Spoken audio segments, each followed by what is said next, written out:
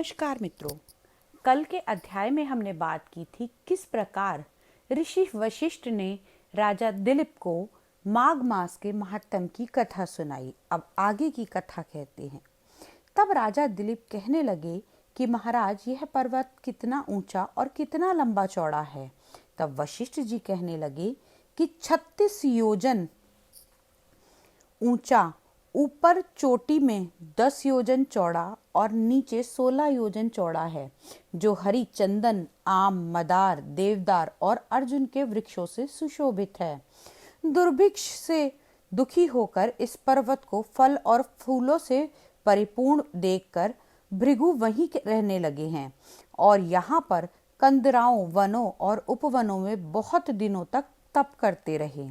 इस प्रकार जब भृगु ऋषि वहां पर अपने आश्रम पर रह रहे थे तो एक विद्याधर अपनी पत्नी सहित उतरा।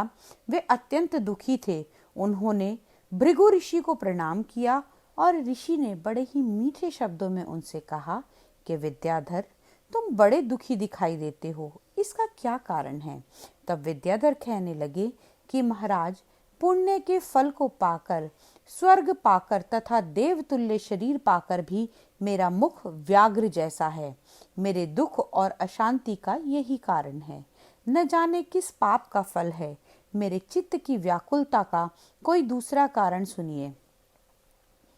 मेरी पत्नी अति रूपवती, मीठा वचन बोलने वाली, नाचने और गाने की कला में अति प्रवीण, शुद्ध चित्त वाली, सातों सुरों वाली, वीणा बजाने वाली, जिसने अपने कंठ से गाकर नारद जी को भी प्रसन्न किया हो, नाना स्वरों में नाद से वीणा बजाकर कुबेर को प्रसन्न किया हो, अनेक प्रकार के नाच ताल से शिवजी महाराज को भी प्रसन्न किया और रोमांचित भी हुए उनसे।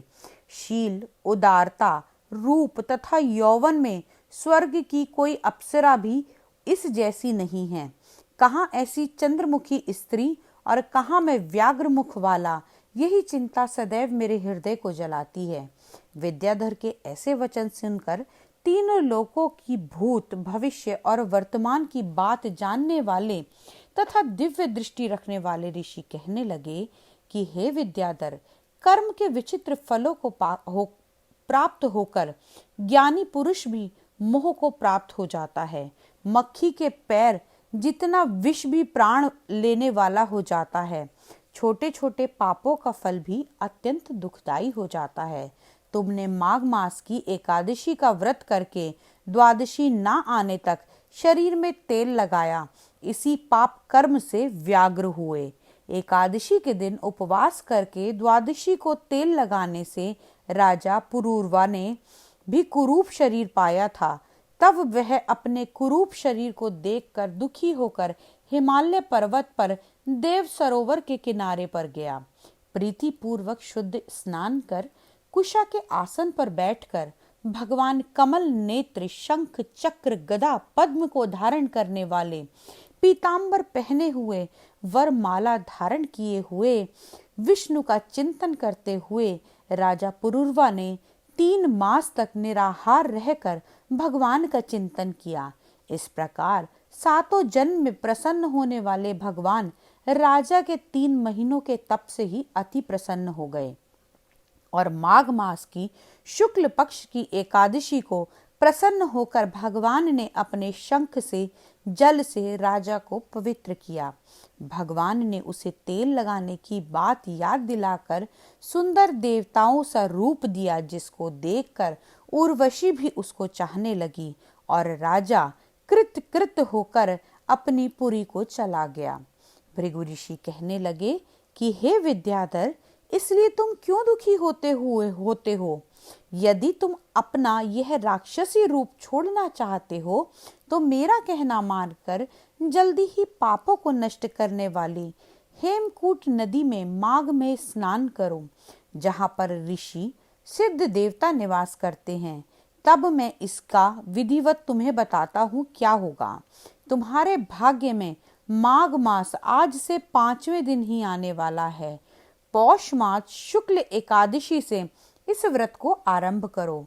भूमि पर सोना, जितेंद्रिय रहकर दिन में 3 समय स्नान करके महीना भर निराहार रहो।